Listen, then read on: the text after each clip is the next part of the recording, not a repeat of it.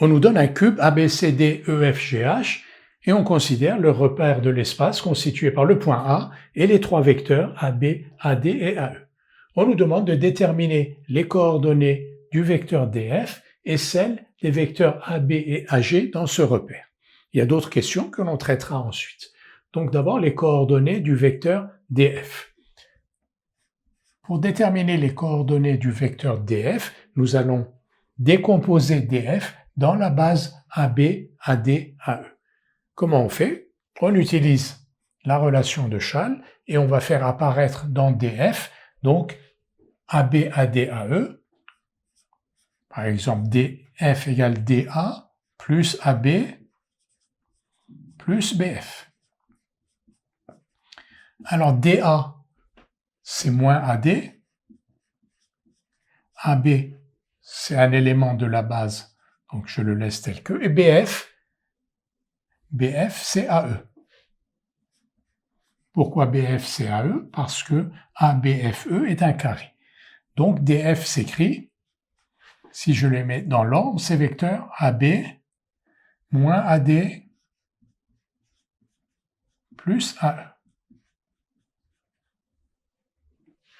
Et donc, les coordonnées de DF vont être AB, donc le coefficient de AB 1, le coefficient de AD moins 1 et le coefficient de AE plus 1. Donc DF a pour coordonnées 1, moins 1, 1 dans la base AB, AD, AE. Maintenant, quelles sont les coordonnées de AB? AB c'est relativement simple, AB c'est une fois AB, donc c'est coordonnées 1, 0, 0. On n'a pas à chercher trop loin. AG, en revanche, nécessite sans doute une décomposition.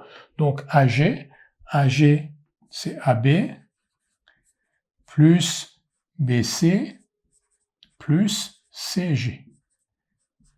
Toujours la relation de Schall, AB plus BC plus CG. AB plus BC, ça fait AC, AC plus CG, ça fait bien AG. AB, c'est un vecteur donc de la base. BC est égal à AD, toujours pour la même raison citée tout à l'heure, parce que ABCD est un parallélogramme, et CG qui est égal à AE. Parce que CG est égal à BF qui est égal à AE. Et donc les coordonnées de AG, on va les écrire là, sont une fois AB, une fois AD et une fois AE. Nous avons donc déterminé les coordonnées des vecteurs DF, AB, AG comme on nous le demandait. Nous allons maintenant justifier que le vecteur DF est un vecteur directeur de la droite DF. Alors DF sont deux points distincts. Sont deux points distincts de la droite DF.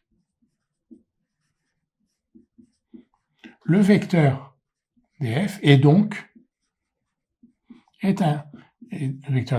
un vecteur directeur de cette droite.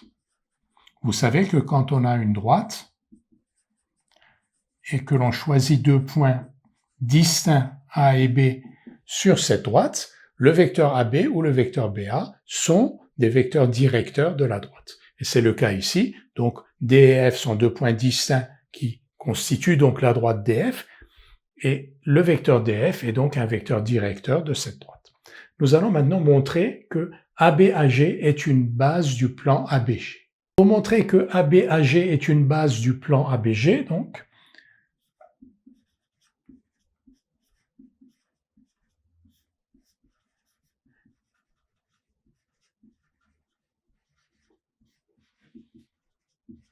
nous allons montrer que AB et AG ne sont pas collinaires.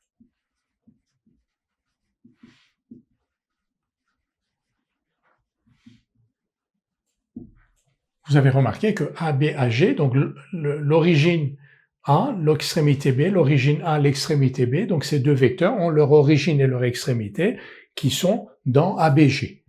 Et donc, pour montrer que ce couple de vecteurs est une base de ce plan-là, nous allons montrer que AB et AG ne sont pas collinaires.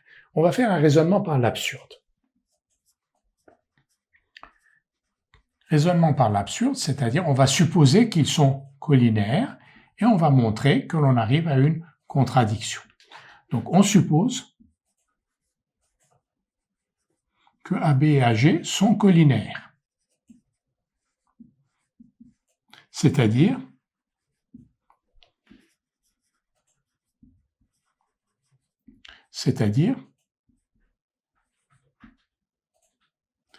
qu'il existe un réel lambda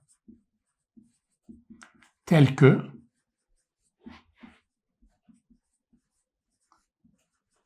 AG soit égal à lambda fois AB. Si AG égale lambda fois AB, les coordonnées de AG sont alors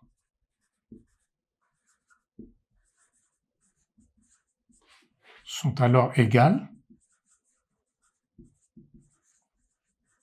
à lambda fois les coordonnées de AB. Elles sont égales à quoi? Les coordonnées de AB, on a vu que c'était 1, 0, 0, donc les coordonnées de AG seraient alors égales à lambda 0, 0. Or, les coordonnées de AG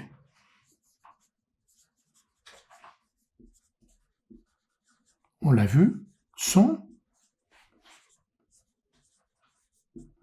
1, 1 et 1. Et donc 1, 1 et 1 ne peut pas être égal à lambda 0, 0, quelle que soit la valeur de lambda. On peut juste avoir lambda égale 1 pour avoir la première coordonnée qui est la même, mais ensuite 1 et 1 n'est jamais égal à 0 et 0. Donc, on arrive à une contradiction. L'hypothèse de départ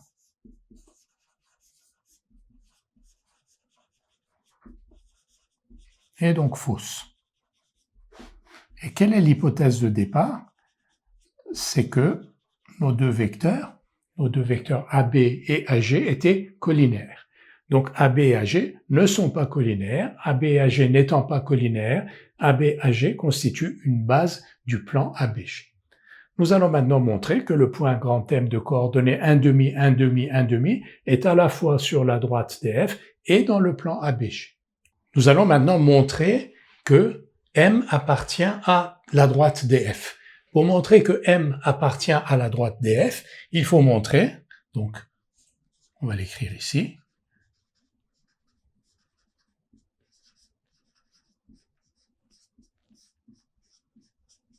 F, il suffit de montrer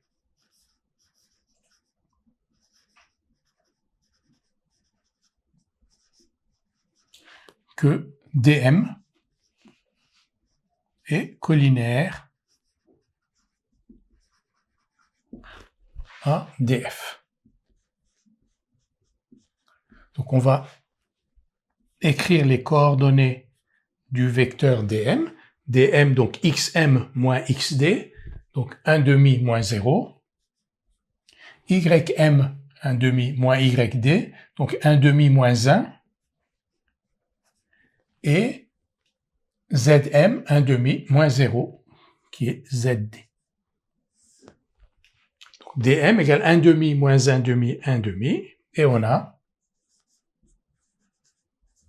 donc dm par rapport à df, vous voyez, donc dm est égal à 1,5 de df.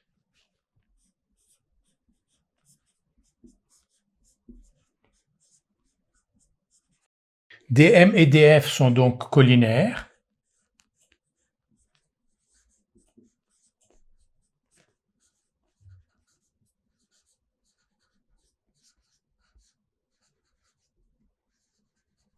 Et le point M appartient à la droite DF. Nous allons maintenant montrer que le point grand M appartient au plan ABG. Pour cela, nous allons considérer le vecteur AM. Le vecteur AM, quelles sont ses coordonnées? Donc, xm moins xa, xa, yk, za sont tous égaux à 0.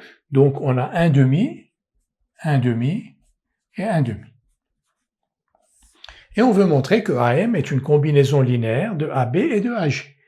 Et alors, on voit tout de suite que AM, 1 demi, 1 demi, 1 demi, est directement proportionnel à AG, 1, 1, 1. Donc AM est égal à 1 demi de AG. AM étant égal à 1 demi de AG, il s'écrit donc sous la forme d'une combinaison linéaire de AB et AG. En effet, AM est donc égal à 0 fois AB plus 1 demi fois AG. AM s'écrit donc sous la forme d'une combinaison linéaire de AB-AG, AB-AG étant une base du vecteur ABG, donc M appartient bien au plan ABG.